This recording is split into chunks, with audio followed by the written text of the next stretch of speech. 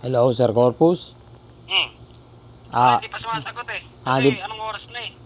okay. Sir, ganito na lang. Whether or not merong Officer De Guzman dyan or anything, ganito na lang, sir. Tumawag lang naman ako, sir, as a courtesy para abisuhan si Mr. De Guzman or kung sino man yung... Teka lang, sir. Kung Sino ba sino... may hawak na account mo? Hindi ko kasi ikon eh. Teka lang, sir. Kasi ako panggabi lang ako. Hindi ko naman alam yung mga kaso-kasong ganyan. Kasi Okay. ako lang yung sumasagot ng ganyan. Okay. So, ano lang, sir. So, ano lang, kung meron man o walang digos man dyan, pakisabi na lang, sir, kung kung ayaw nila makipag-usap sa akin, binibigyan ko lang naman, sir, ng abiso bago ako pumunta dun sa pupuntahan ko bukas. So, kasi, sir, hindi naman siguro sa kanya fair kung nadamay lang siya dyan sa sa may pakananong pag-hold ng L300 ko. Ah, Binibigyan ko lang yung, sir, ng abiso na baka pwede pang maayos to ng hindi ako pupunta dun sa pupuntahan ko bukas.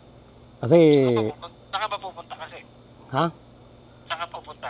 Ay, it doesn't matter. Pero yun nga, nagsasabi lang ako, sir. Kaya gusto ko lang magsabi sa kanya or kung sino man yung dapat makausap diyan para sa L300 ko. Na baka pwede pang makuha na lang to ng maayos bago pa meron pang uminit ang ulo diyan or anything. So, yun, sasabihin ko naman sa officer ko to eh, na nakausap kita tungkol sa yung hinahanap mong L300 ba na kung ano. Oh, sir, imposible, sir, na hindi mo alam yun kasi nandyan yun sa may garahe ninyo mismo eh. Hmm? Oo. Sinasabi ko lang naman, sir, pero wala namang tayong problema, pero yun nga, sinasabi ko lang kasi last week tumawag ako diyan.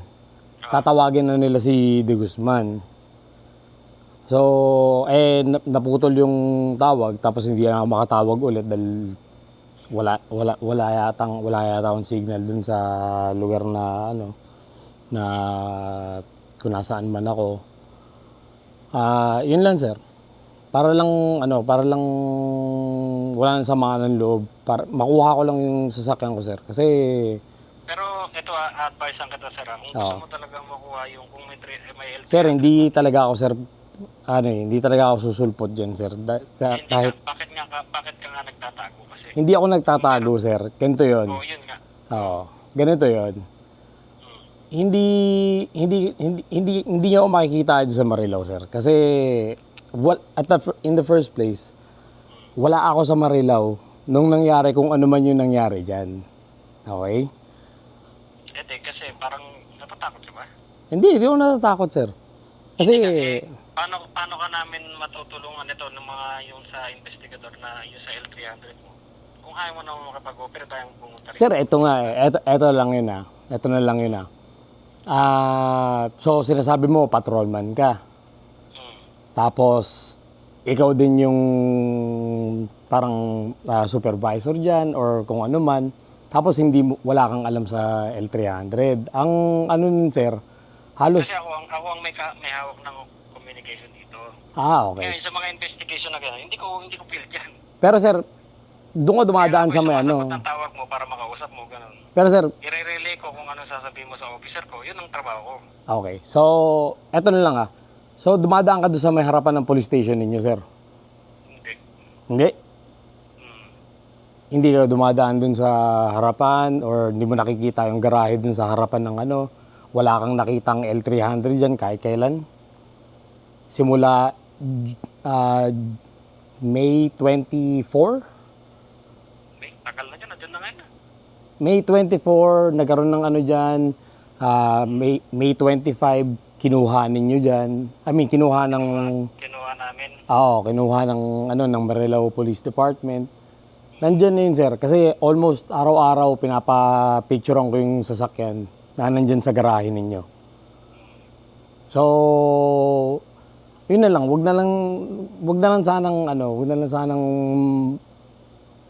dumating pa dun sa point na merong mababad trip dyan. Gusto ko lang makuha, sir, yung sasakyan ko. Yun lang. Mababad trip dito. Sino mababad trip dito? Sir, oo, Natatawa ka. hindi Tinatanong kita eh. Oo, tinatanong mo ako, sir, pero nakakatawa lang kasi puro puro laro eh. So, Hindi ko maintindihan mo sinasabi mo eh. paano kasi sasabihin mo, patrolman ka, tapos ikaw tagasagot ng telepono, ikaw din yung in charge dyan ngayon. So, yun lang, sir. Respeto naman sa posisyon mo. Ay.